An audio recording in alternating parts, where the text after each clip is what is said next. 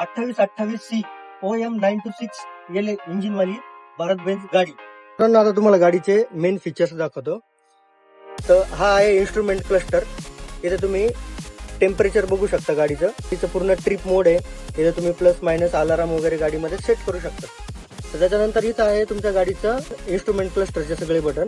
इथं तुम्ही गाडीमध्ये चेक करू शकता ABS तुमच्या गाडीमध्ये किती ADW आहे, किती हवर्स झाले गाडीचे, अलाराम तुमचा ऑफ आहे, time, ACM related, CPC, instrument cluster, MCM सगळ्या प्रकारच्या सगळ्या गोष्टी करू शकतात. इथे आपल्याला MCM मध्ये काय कोड असे बघायचे की इथं आय बटन वरती प्रेस करायचं. हा आता ओके कंडिशन मध्ये आहे, इथे काही प्रॉब्लेम नाही. त्याच्यानंतर वरचं बटन दाबलं की सर्व रिटर्न ला पूर्ण येतं, जसं तुमचं पहिला इंटरफेस आहे तो. त्यानंतर त्याच्यात खाली हे जे बटन दिलेलं आहे हे तुम्ही तुमची विंडो जी आहे ती डाऊन आणि अप करू शकता. त्याच्यानंतर याच्या पलीकडच्या बाजूला हा जो महत्वाचा बटन आहे हा आहे तुमचा रिजनरेशन बंद करण्याचा. तुम्ही इथं बटन दाबून रिजनरेशन बंद करू शकता आणि हेच बटन वरच्या बाजूला 3 सेकंद प्रेस केल्यानंतर तुम्ही रिजनरेशन चालू करू शकता. त्याच्या बाजूला हा लिम नावाचा एक बटन असतो.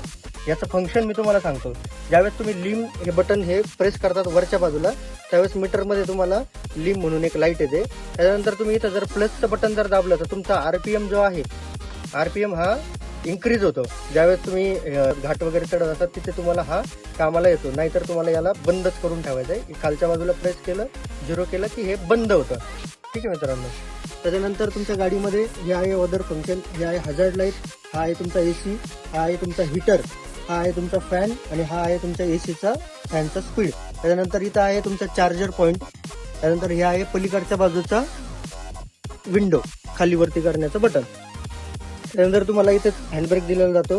तुम्हाला हा 9 स्पीड गिअरबॉक्स दिला जातो आणि 10वा गिअर तुमचा रिटर्नचा असा 10 स्पीड गिअरबॉक्स दिला जातो. आणि ह्या गाडीमध्ये स्पेशल ऍप्लिकेशन असल्यामुळे याच्यामध्ये हे सर्व बटन दिलेले आहेत. याच्यामध्ये siren, flash light, locker light, cabin light, PM आणि PTO हे गाडीच्या पाठीमागच्या ऍप्लिकेशन नुसार इथे यूज करतात. त्याच्यानंतर अजून एक गोष्ट इथं हा आहे गाडीचा माईक.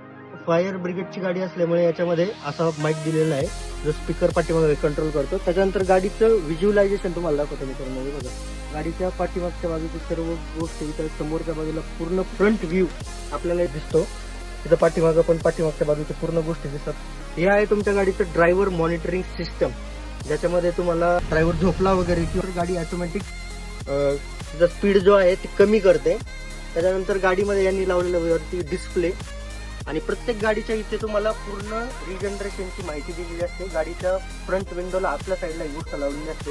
आणि जर तुमची गाडी कधी जर ब्रेकडाऊन जर झाली तर गाडीच्या कोपऱ्यामध्ये इथे तुम्हाला नंबर दिलेला असतो 24/7चा 180030012345. तर मित्रांनो ही होती गाडीच्या बद्दलची पूर्ण माहिती.